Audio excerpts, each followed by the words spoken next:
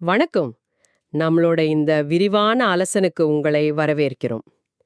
இன்னைக்கு நாம பார்க்க போறது ம், மூச்சியோட தி மாலா ஆஃப் காட். அந்த புத்தகத்தோட சில முக்கியமான பகுதிகளை கொஞ்சம் ஆழமா பார்க்கலாம். முழு புத்தகத்தையும் நல்லா புரிஞ்சுக்கணும்னு நீங்க ஆர்வமா இருக்கிறதால இதை நாம எடுத்திருக்கோம். இந்த புத்தகம் வெறும் புத்தகம் இல்ல, ஒரு ஆசீர்வாதம்னு முன்னுரையிலேயே சொல்றாங்க. அப்போ இதுல இருக்கிற பிரார்த்தனைகள், அதோட சாரம், சரணாகதி, அருள் இதையெல்லாம் பத்தி இன்னைக்கு பேசலாம். உள்ள போலாமா? ஆமா, நிச்சயமா. இது மூஜி எழுதுனது. மூஜி யாருன்னா ரமண மகரிஷியோட நேரடி சீடர், பூஞ்சாஜி, அதாவது பாபாஜி, அவரோட சீடர். இந்த புத்தகம் 108 பிரார்த்தனைகளும் சில ஆசீர்வாதங்களும் சேர்ந்தது. ஆனா இது சாதாரண வேண்டுதல்கள் இல்ல. இது அத்வைத நிலை, அதாவது நான் இரண்டற்ற தன்மையில் இருந்து வர்ற அனுபவ பகிர்வு. முழு சரணாகதி, தன்னையே கடவுளா உணர்றது, இதையெல்லாம் பத்தி பேசுது. சுவாரஸ்யமான விஷயம் என்னன்னா, இந்த பிரார்த்தனைகள் அந்த ஒருமை நிலையிலிருந்து விலகி போகாம அதுக்குள்ளே இருந்தே அன்பு வடிவமா, ஆனந்த வடிவமா வெளிப்படுது. சரி, முதல்ல இறைவன் இல்லன்னா அந்த மெய்ப்பொருள் பத்தி இந்த புத்தகம் என்ன சொல்லுதுன்னு பார்க்கலாம். ஆரம்பத்திலேயே கடவுள் தான் நம்ம உள்ளத்தோட மையம், அவரே வாழ்வின் முழுமைன்னு வருது இல்லையா? குறிப்பா ஒரு வரி ரொம்ப அழுத்தமா இருக்கு. கடவுள் என்னன்னு யாரும் சொல்ல வேண்டாம், என்ன இல்லன்னு சொல்ல வேண்டாம், அமைதியா உள்ளுக்குள்ள தன் இறைவனை கண்டுபிடிக்கிற வரைக்கும் அப்படின்னு. ஆமா, இது அத்வைத்தத்தோட அடிநாதம். பரம்பொருளும் நம்ம ஆத்மாவும் வேற வேற இல்ல, ஒண்ணுதான் அப்படிங்கிறது. இத வரையறுக்க முடியாது, ஆனா உணர முடியும். அதான் இங்க சொல்றாங்க.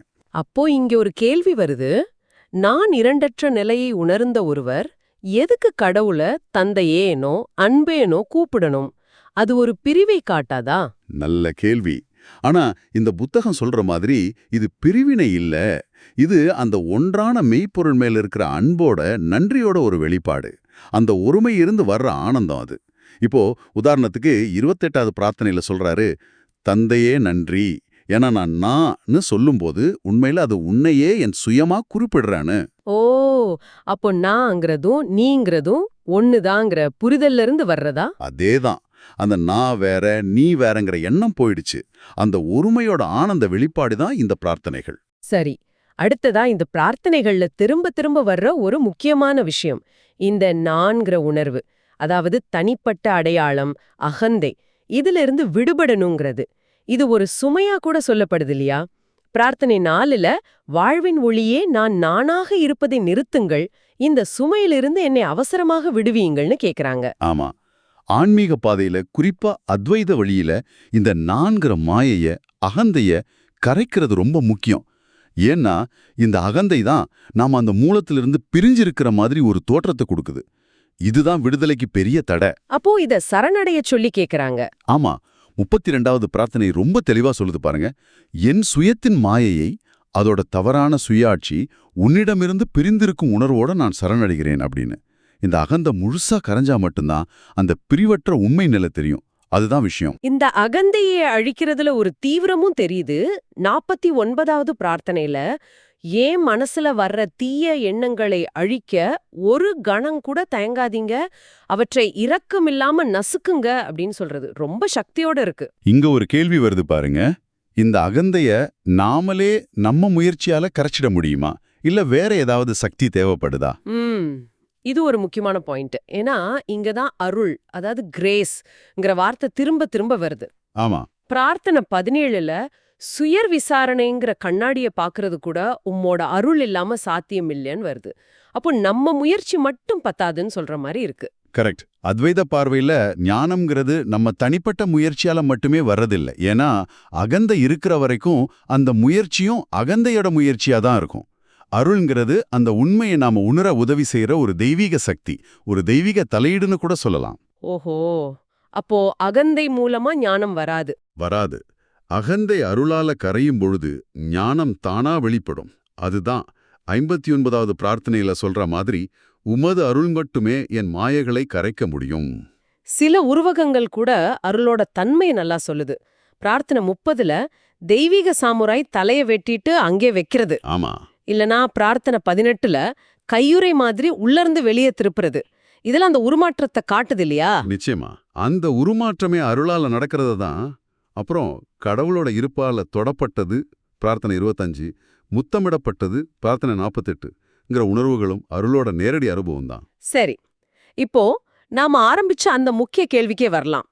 அத்வைத நிலை, அதாவது நான் இரண்டற்ற நிலைய உணர்ந்த ஒருவர் யாருக்கிட்ட பிரார்த்தனை பண்றாரு, எதுக்கு பிரார்த்தனை பண்ணணும்? ஆமா, இதுதான் பார்க்கறதுக்கு ஒரு பெரிய புதிர் மாதிரி தெரியும். ஆமா, ஏன்னா அத்வைத்தம்னா ரெண்டு இல்ல. அப்போ வேண்டவர் வேண்டப்படுறவர்னு ரெண்டு பேர் எப்படி இருக்க முடியும்? அப்போ இந்த பிரார்த்தனைகளுக்கு என்ன அர்த்தம்? இந்த புதிர்க்கான பதில் அந்த பிரார்த்தனைகளிலேயே இருக்குது. இப்போ 37வது பிரார்த்தனையை பாருங்களேன். சொல்லுங்க. உன்னில் இணைய வேண்டும் என்ற இந்த பிரார்த்தனையை என் உதடுகள் உச்சரிக்கும் போதும் நான் காண்கிறேன், அது நீயே என் சுயமாய் யாருள் எல்லா பிரார்த்தனைகளும் உணரப்படுகின்றன. ஓ, அப்படியா?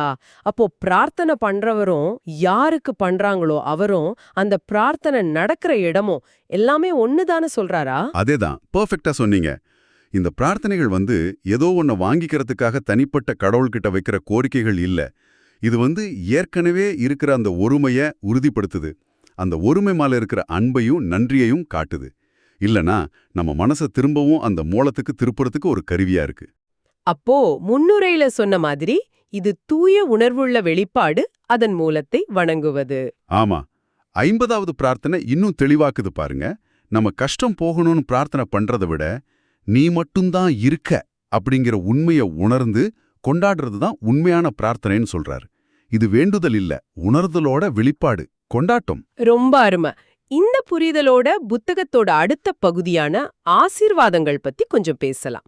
இது மற்றவங்களுக்காக, குறிப்பா ஆன்மீக சாதகர்களுக்காக, சங்கம்னு சொல்ற ஆன்மீக குழுவுக்காக சொல்லப்பட்டிருக்கு. ஆமா, இந்த ஆசீர்வாதங்கள் அந்த ஞான நிலையிலிருந்து வர்ற கருணை, மற்றவங்களும் அதே அமைதிய அதே உண்மையை அடையணுங்கிற ஒரு ஆழமான விருப்பம். 9வது ஆசீர்வாதம் ரொம்ப அழகா சொல்லுது. சத்தியத்தை தேடி வருபவர்கள் அனைவரும் விரைவாக தங்கள் இதயங்களுக்குள் முழு உண்மையை உணர வேண்டும் என்பதே என் ஆசீர்வாதம். அப்புறம் அவங்க ஞானம், அன்பு, கருணையில வளரணும்னு வாழ்த்துறாங்க.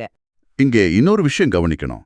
கடவுள் மேல, அதாவது அந்த சுயத்தின் மேல முழுமையான நம்பிக்கை வைக்க வேண்டியதோட முக்கியத்துவத்தை இது சொல்லுது. ஆசீர்வாதம் 7, 8. ஆமா. அப்புறம் 9வது ஆசீர்வாதத்துல பாபாஜி, ரமணர், புத்தர், கிறிஸ்து, கிருஷ்ணர், நிசர்கதத்த மகாராஜ்னு நிறைய ஞானிகளோட பேரை குறிப்பிடுறது. ஆமா, அது எதுக்கு? அது சத்தியம்ங்கிறது ஒண்ணுதான். அது பல வடிவங்கள்ல பல குருமார்கள் மூலமா வெளிப்படுதுங்கிற ஒரு பரந்த பார்வை, எல்லாரையும் அரவணைக்கிற ஒரு மனப்பான்மை. சத்தியத்தோட சாட்சியா வாழணுங்கிறதும் ஆசீர்வாதம் 9 இதுல வலியுறுத்தப்படுது. அதாவது இது தனக்கான விடுதலை மட்டும் இல்ல, மத்தவங்களுக்கும் வழிகாட்டுற ஒரு நிலை. சரிதான். அப்போ இந்த புத்தக பகுதிகளை நாம அலசினதுல இருந்து சில முக்கிய விஷயங்களை நாம தொகுத்துக்கலாம்னு நினைக்கிறேன். சொல்லுங்க. 1, நாம எல்லாரும் அடிப்படையில அந்த ஒரே மெய்ப்பொருள் தான் அப்படிங்கறத உணர்றது. 2, அந்த உண்மையை மறைக்கிற அகந்தைய முழுசா சரணடைய செய்யறதோட அவசியம். சரி, கரெக்ட்.